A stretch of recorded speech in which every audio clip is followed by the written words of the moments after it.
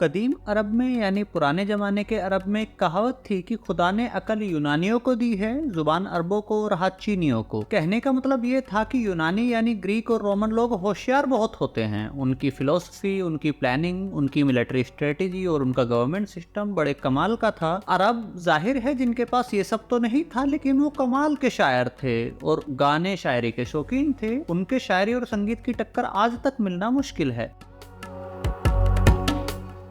दोस्तों, लेकिन चीनियों के पास क्या था? वो तो न शायर थे न माहिर फिलोसफर थे, लेकिन उनके इन्वेंशन, उनकी तकनीक का कोई जोड़ नहीं था। उनका मार्शल आर्ट, चाय, रेशम, बारूद और चीन की दीवार जैसे हजारों कारनामे उनके बाएं हाथ का खेल थे। लेकिन दोस्तों, अरब ये कहावत कहते थे क्योंकि ना तो वो अमेरिका की जमीन के बारे में जानते थे और ना ही अभी तक अमेरिका में इंका लोग अपने हुनर दिखा रहे थे। अगर अरब इंका लोगों को जानते होते तो उन्हें पता होता कि चीन की दीवार से कहीं ज्यादा मजबूत, शानदार और बेहतरीन महल तो इंका लोगों ने पहाड़ की चोटी पर बना दिए थे, और वो भी किसी मसाले, सीमेंट या किसी जोड़ लगाने वाले मटेरियल के बगैर। लेकिन वो कौन लोग थे और उन्होंने क्या बनाया था? कहाँ गए वो लोग और कैसे उन्होंने पहाड़ की चोटी पर इतने बड़े बड़े महल बना दिए, और वो भी बिना पत्थरों को जोड़े? वो भी तब जब पूरी दुनिया एक झोंपड़ी तक बनाने के लिए घास को रस्सी से बांधती थी। दोस्तों, हम बात कर रहे हैं साउथ अमेरिका के मशहूर इंका एम्पायर की और उनके बनाए अजूबे माचू पिचू की। और हमारे चैनल थ्योर्स में आज हम यही सब बताने जा रहे हैं।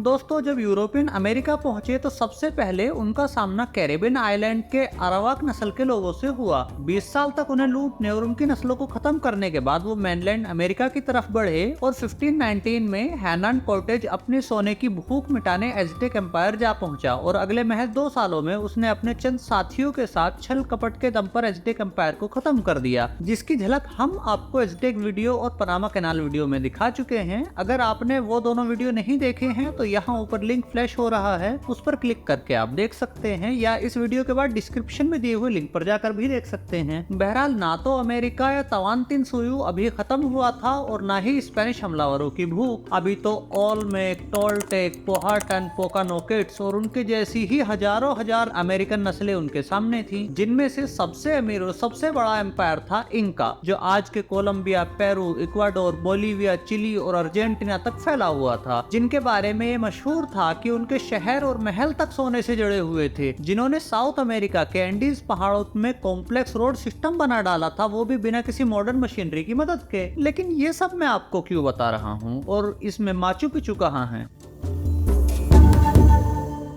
हुआ दरअसल ये था कि जब यूरोपियन हमलों के बाद इंका लोगों में से अक्सर मारे गए और जो बचे उन्हें भी यकीन हो गया कि वो नहीं बचेंगे, तो उन्होंने माचू पिचू की तरफ जाने वाले जंगलों में आग लगा दी और वहां के रास्ते खोदकर खत्म कर दिए, जिससे स्पेनिश कभी सोच ही नहीं पाए कि यहाँ भी कोई शहर या किला हो सकता है। तो दूसरा ये भी कि इस किले की लोकेशन इतनी ऊंचाई पर है कि वहाँ हमेशा बादल ही छाए रहते हैं और किसी का यहाँ तक पहुँच पाना पॉसिबल ही नहीं है जब तक कि उसे एग्जैक्ट उस लोकेशन का पता ना हो। बहरहाल, इनका तो खत्म हो गए और साथ ही उनके बड़े बड़े शहर और महल भी, और उनके एम्पायर की जगह नए जमाने के देशों और उनके शहरों ने ले ली। माचू पिचू किला धीरे धीरे जंगलों में घिरता हुआ पूरा मिट्टी के नीचे चला गया और कुछ सदियों बाद घूमने फिरने वाले खानाबदोश किसानों ने वहां पहाड़ की चोटी पर जाकर खेती भी शुरू कर दी। लेकिन एक चीज थी जो अभी इस सब के बाद भी अंग्रेजों और बाकी यूरोपियनों को 19वीं सेंचुरी तक परेशान किए हुए थी। वो क्या था?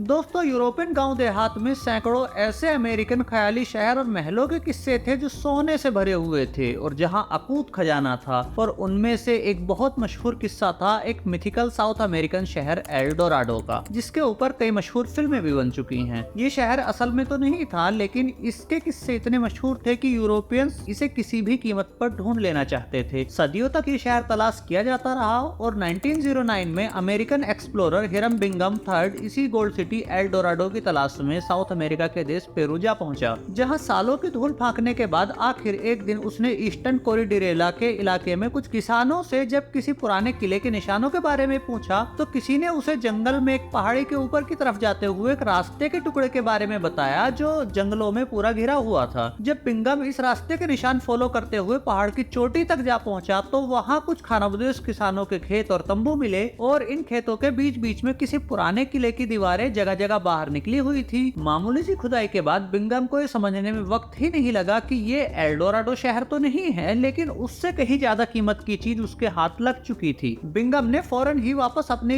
यूनिवर्सिटी येल में कांटेक्ट किया और एक नए इंका महल की खोज के बारे में बताया, जिसे जमीन से हजारों फुट ऊपर एक पहाड़ की चोटी को प्लान करके बनाया गया था। इसके बाद वहाँ रेस्टोरेशन वर्क शुरू हुआ, जो धीरे धीरे करके 1970 तक चलता रहा और इस तरह इस किले को तमाम मिट्टी और झाड़ियां साफ करके फिर से इसके पुराने रूप में लाया गया। 1981 में पेरू सरकार ने इस किले और इसके चारों तरफ के 326 स्क्वायर किलोमीटर एरिया को हिस्टोरिकल सेंचुरी डिक्लेयर कर दिया, जिससे यहाँ टूरिस्ट आ सके, और साथ ही इस पूरे एरिया को नो फ्लाई जोन डिक्लेयर कर दिया, जिससे किसी दिन कोई जहाज यहाँ क्रैश होकर इसे नुकसान न पहुँचा सके। 1983 में यूनेस्को ने इसे वर्ल्ड हेरिटेज साइट का दर्जा देकर दुनिया भर के सैलानियों का ध्यान इस तरफ खींचा। ये किला साउथ अमेरिका के देश पेरू में एंडीज पहाड़ों में पड़ता है और इसके नीचे उरुबम्बा नदी बहती है। इसकी सी लेवल से ऊंचाई लगभग 2430 मीटर या लगभग 7970 फुट है और ये अपने चारों तरफ इससे भी ऊंचे ऊंचे पहाड़ों से घिरा हुआ है। इसकी खास बात यह है कि इसे जोड़ने में किसी भी सीमेंट या मसाले का इस्तेमाल नहीं हुआ, बल्कि इसमें इस्तेमाल होने वाले पत्थरों को इतनी सफाई से तराशा गया है कि वो पूरे परफेक्शन के साथ एक दूसरे में फिट हो जाते हैं और हिलाने से भी नहीं हिलते। इसके साथ ही इसकी फाउंडेशन और नक्शा इतना परफेक्ट है कि लगभग 5 सदियों तक वीरान रहने के बाद भी अर्थक्वेक या आंधी बारिश इसे नहीं गिरा सके। यहाँ जल निकासी का सिस्टम भी इतना परफेक्ट है कि बारिश के बाद एक बूंद पानी भी किले में नहीं रुकता और नीचे बह जाता है। इस किले में सबसे ऊपर की ओर बीच में एक महल है, जिसके नीचे अर्बन सेक्टर यानी कुछ मकान और मंदिर वगैरह हैं, जिनमें से टेम्पल ऑफ सन सबसे बड़ा है। इसके चारों तरफ एग्रीकल्चर सेक्टर यानी खेती की जगह है। यहाँ की सबसे मशहूर स्ट्रक्चर इंटिहुआटना कहलाती है, जो मुमकिन है अपने वक्त में एक पूजा जाने वाला स्ट्रक्चर था।